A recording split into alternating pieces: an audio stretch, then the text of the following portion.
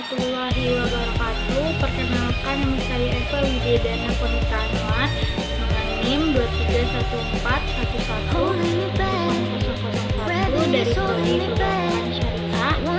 Jadi di sini saya akan menjelaskan sedikit tentang ekonomi Islam. Video ini bertujuan untuk menyelesaikan tugas UAS dari pengajar ekonomi.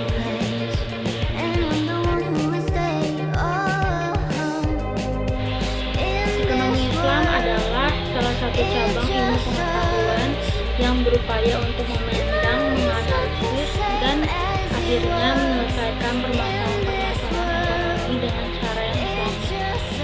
Yang dimaksud dengan cara Islam itu didasarkan dengan ajaran agama Islam, yaitu dengan Al-Quran dan hadis Nabi.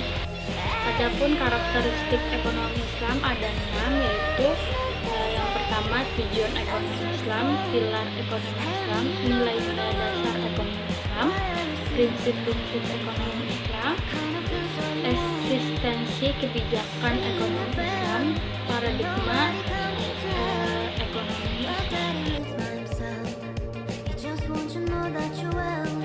Sistem ekonomi adalah salah satu mekanisme dan lembaga pengambilan keputusan yang mengimplementasikan keputusan terhadap produksi, distribusi, dan konsumsi.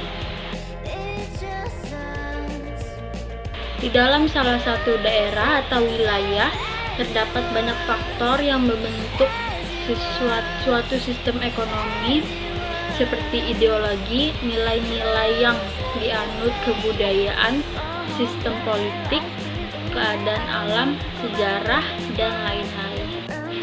Dalam ajaran agama Islam ada 3 kategori yang menjadi hak milik, yaitu ada hak milik individual, hak milik umum atau publik, hak milik negara. Dan adapun kepemilikan umum yang terdapat dalam benda-benda berikut ini. Yang pertama ada merupakan fasilitas umum, bahan tambang yang relatif tidak terbatas jumlahnya, sumber daya alam, dan harta benda.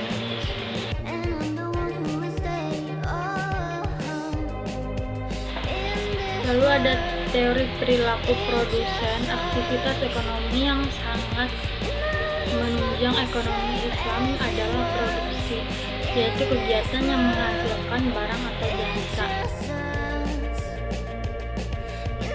Tujuan kegiatan produksi adalah menyediakan barang atau jasa yang memberikan maslahat maksimum bagi konsumen. Tujuan produksi ini adalah meningkatkan kemaslahan yang diwujudkan dalam berbagai bentuk, diantaranya yang pertama ada pemenuhan kebutuhan manusia pada tingkat moderat.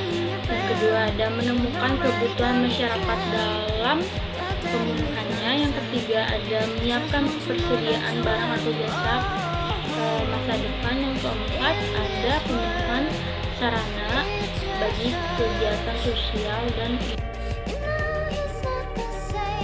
adapun teori perilaku konsumen, yaitu permintaan keinginan yang muncul pada konsumen sesungguhnya merupakan sesuatu yang kompleks, dikatakan berasal dari Allah, namun pada dasarnya faktor-faktor yang mempengaruhi permintaan dapat diurai sebagai berikut. Yang pertama ada harga barang yang bersangkutan, yang kedua ada pendapatan konsumen, yang ketiga ada harga barang lain yang terkait, yang keempat ada selera konsumen, yang kelima ada ekspektasi atau pengharapan, dan yang terakhir ada masalah.